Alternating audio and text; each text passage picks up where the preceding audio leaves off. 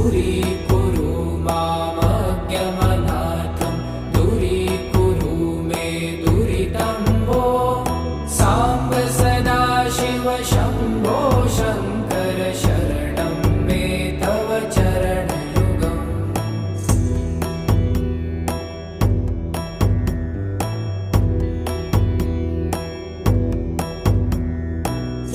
त्रिशिवरमानस हंस चराचर जनन स्थिति लय कारण भो साम्ब सदा शिव शम्भो शङ्कर शरणं मे तव चरणयुगम् अन्तःकरण विशुद्धि